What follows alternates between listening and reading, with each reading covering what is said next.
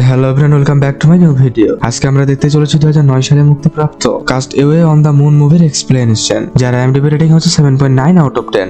মুভির ডিরেক্টর হচ্ছে লি হে জুন। আজ আমরা কোরিয়ার একটা অসাধারণ মুভি সম্পর্কে জানতে চলেছি। ডিপ্রেশনে থাকা মানুষটি যখন নিজেকে শেষ করে ফেলার সিদ্ধান্ত নিয়েই ফেলে, ঠিক তখনই তার জীবনে ঘটে অন্যরকম কিছু। যে মানুষটাকে সকালে ছেড়ে গেছিল, সেই মানুষটাকে প্রকৃতি তার কাছে টেনে নেয় এবং মানুষটি খুঁজে পায় বেঁচে থাকার আলো। তো চলুন কথা না বলে শুরু করা যাক আজকের মুভির এক্সপ্লেনেশন।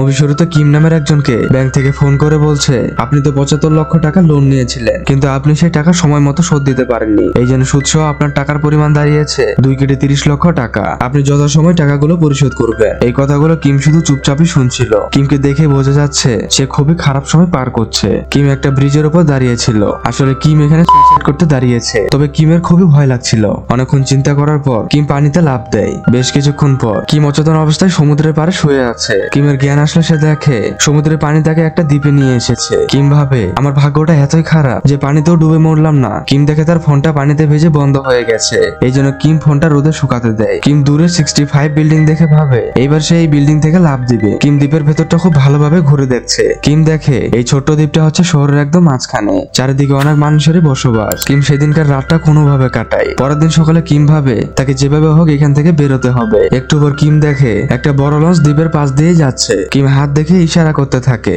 যাতে করে তাকে এখান থেকে উদ্ধার করা হয়। লঞ্চে থাকা একজন কিমকে দেখতে পায় এবং সেও কিমকে হাত নাড়িয়ে সাধুবাদ জানায়। আসলে লোকটি মনে করেছিল কিম তাদেরকে শুভকামনা জানাচ্ছে, এই জন্য লোকটি খুব একটা এই ব্যাপারে মাথা ঘামায় না। কিম লঞ্চ থামানোর জন্য অনেক চিৎকার করলে তেমন একটা লাভ হয় না। একটু পর কিম একটা লাঠির সাহায্যে বালিতে বড় করে হেল্প লেখে, যাতে দূর থেকে এটা দেখে কেউ সাহায্যের জন্য এগিয়ে আসে। কিম ভাবে এই দুনিয়াতে কেউ কি নেই যে তাকে নিয়ে ভাববে। তখনই কিম তার ফোনটা রোদ থেকে উঠিয়ে অন করে। কিম দেখে তার ফোনের চার্জ প্রায় শেষ। কিম 999 ফোন করে সাহায্যের জন্য। কিম বলে, আমি হ্যান্ড রিভার পাশের দ্বীপে আটকা পড়েছি, আমাকে এইখান থেকে উদ্ধার করুন। ফোনের ওপাশ থেকে বলে, আপনি আর এখানে ফোন করবেন না। আসলে তারা মনে করেছিল কেউ তাদের সাথে মজা করছে। শহরের মধ্যে এই দ্বীপে যে কেউ আটকা পড়তে পারে এটা তাদের বিশ্বাসই হচ্ছে না। এরপর কিম তার গার্লফ্রেন্ড সঞ্জুকে ফোন করে এবং তাকে উদ্ধার করতে বলে। ফোনের ওপাশ থেকে সঞ্জু বলে, আমি না বলেছি আমাদের মাঝে আর কোনো সম্পর্ক নেই, এরপর থেকে আমাকে আর ফোন করবে না। কিছুক্ষণ পর সিম কোম্পানি থেকে ফোন দেয়। কিম তাকে এই নির্জন দ্বীপ থেকে উদ্ধার করতে বলে, কিন্তু সিম কোম্পানি শুধু তাদের অফার গুলোই বলতে থাকে। আর তখনই ফোনের চার্জ শেষ হয়ে যায় এবং ফোন বন্ধ হয়ে যায়। কিম সিদ্ধান্ত নেয়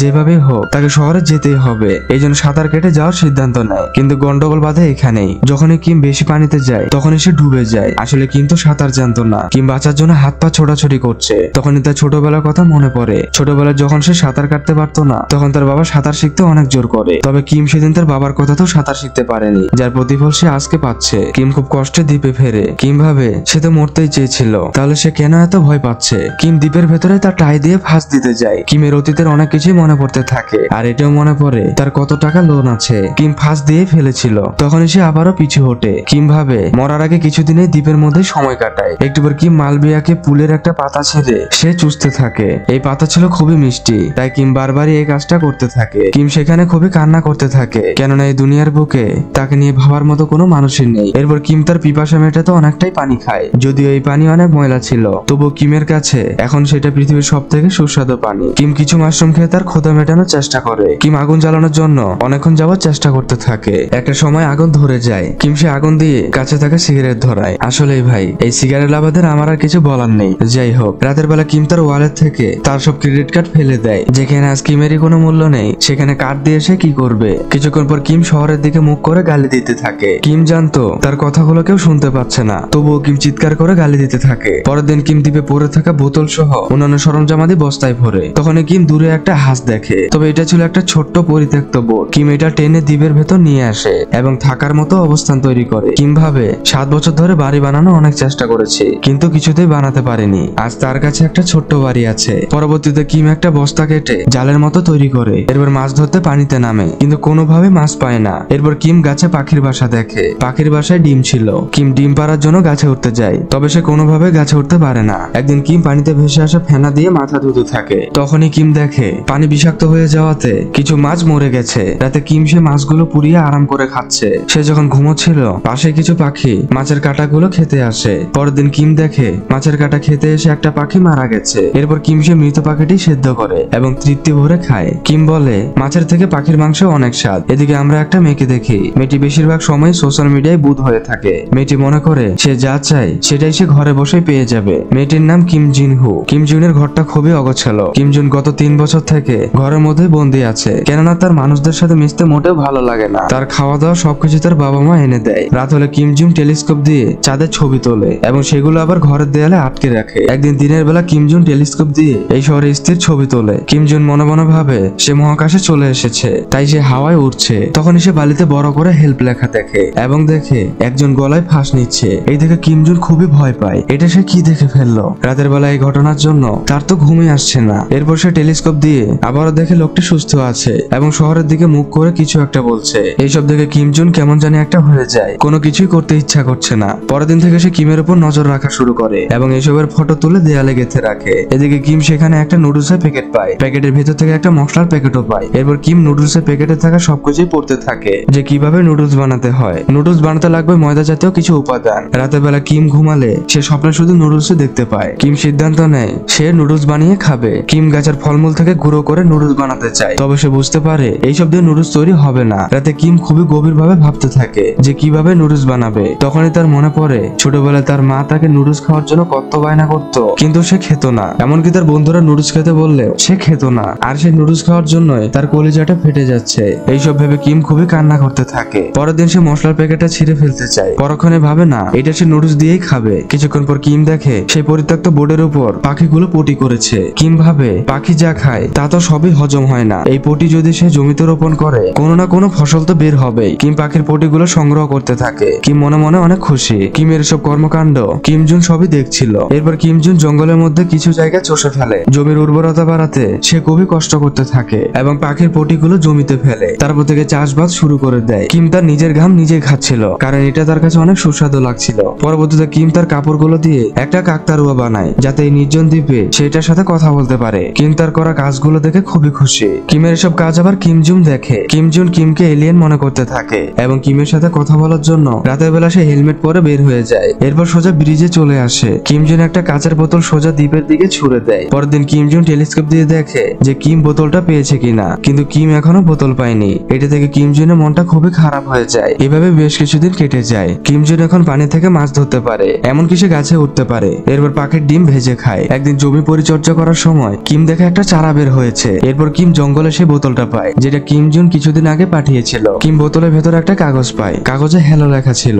এই দেখে কিম বুঝতে পারে কেউ তার উপর নজর রাখছে। এটার জন্য সে তাড়াতাড়ি করে প্যান্ট পরে এবং চরের উপর বসে থাকে। এরপর কিম জুনকে সে রিপ্লাই দেয়। কিম জুন এটা টেলিস্কোপ দিয়ে দেখে এবং মনে মনে ভাবে এতদিনে তাকে রিপ্লাই দিয়েছে। কিম লেখে তুমি কেমন আছো? কিম জুন রিপ্লাই দেয় আমি ভালো আছি, তুমি কেমন আছো? কিম বলে ভালো আছি। 2 দিন পর কিম দেখে তার জমিতে ভুট্টা ধরেছে। এই দেখে সে আবেগে কান্না করে ফেলে এবং বলতে থাকে হ্যাঁ আমি পেরেছি। কিমের নুডলস খাওয়ার কৌতূহল দেখে কিম জুন অনলাইনে নুডলস অর্ডার দেয়। পরবর্তীতে ডেলিভারি ম্যান সেই দ্বীপে আসে। কিম ডেলিভারি ম্যানকে দেখে লুকাতে থাকে। ডেলিভারি ম্যান বলে একটা মেয়ে আপনার জন্য নুডলস পাঠিয়েছে। ডেলিভারি ম্যান 3 প্রকারের নুডলস সেখানে রাখে। নুডলস দেখে কিমের মনটা খাওয়ার জন্য ছটফট করছিল, তবে সে নুডলস গুলো না নিয়ে ফেরত দেয় এবং বলে আমি নিজের বানানো নুডলসই খাবো, যে এটা পাঠিয়েছে তাকে খেতে বইল। এই সবকিছু কিম জুন টেলিস্কোপ দিয়ে দেখে। পরবর্তীতে কিম জুন তার অর্ডার করে নুডলস গুলো খাচ্ছে। পরের দিন কিম জুন তার মাকে বলে মা তুমি কি আমাকে নুডলস রান্না করে দেবে? এতদিন পর মেয়ে তার মায়ের কাছে নিজের মুখে কিছু চেয়েছে, এজন্য এর মায়ের খুশিতে বুকটা ভরে ওঠে। কিম দেখে কিম জুন তার কাছে মাপ চেয়েছে।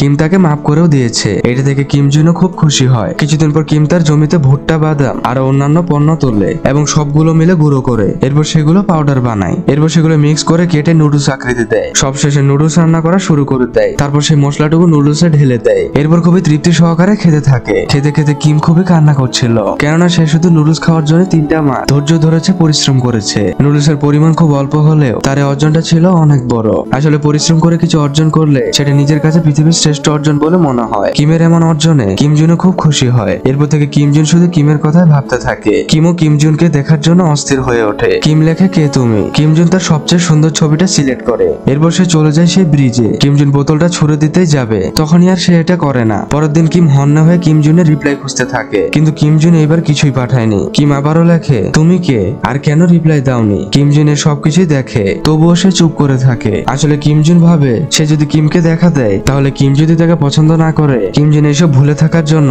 আবারও সোশ্যাল মিডিয়া ঘাটাঘাটি করতে থাকে। কিন্তু কিম জুন কোনোভাবে অন্য কোথাও মনোযোগ দিতে পারছে না। কিম জুন কিমের জন্য অঝরে কান্না করতে থাকে। পরদিন প্রচন্ড বৃষ্টি শুরু হয়। বাতাসে কিমের সবকিছু লন্ডভন্ড হয়ে যায়। কিম খুবই কান্না করছে, কারণ তিলে তিলে গড়া এই সম্পদটুকু এক নিমিষে শেষ হয়ে যাচ্ছে। হাঁসের বোটটিও পানিতে ভেসে চলে যায়। কিম অপলক দৃষ্টিতে সেই বোটটির দিকে তাকিয়ে থাকে। পরদিন কিম জুন ঘুম থেকে উঠে দেখে বৃষ্টিতে অনেক ক্ষতি হয়ে গেছে। কিম জুন তাড়াতাড়ি করে দেখে কিম ঠিক আছে কিনা। কিম তো ঠিকই আছে, তবে তার মনটা পুরো ভেঙে টুকরো টুকরো হয়ে গেছে, কেননা তার কষ্টের ফসলগুলো সবই নষ্ট হয়ে গেছে।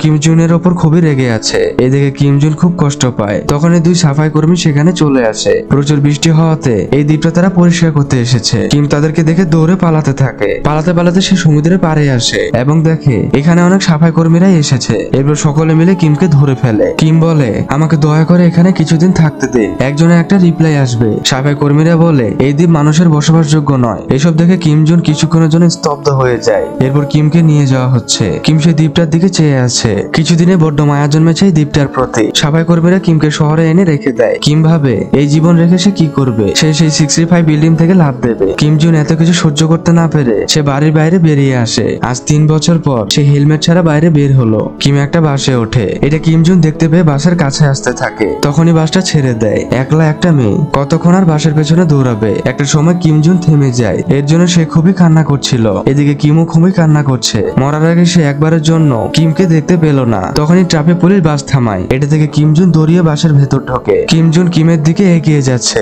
কিম জুন বলে, আমি কিম জুন। কিম বুঝতে পারে এইটাই দ্বীপের সেই মেয়েটা। কিম খুশিতে কান্না করে ফেলে। আর এখানে এই মুভিটি শেষ হয়ে যায়। আপনাদের একটা কথা বলি, আজ যে কষ্টের জন্য নিজেকে শেষ করে দিতে যাচ্ছেন, বিশ্বাস রাখুন কাল সে কষ্টটা আর থাকবে না। তাই জীবনকে ভালোবাসুন। আজ এ পর্যন্তই। দেখা হবে কোনো মুভির গল্প নিয়ে। ততদিন ভালো থাকুন, সুস্থ থাকুন।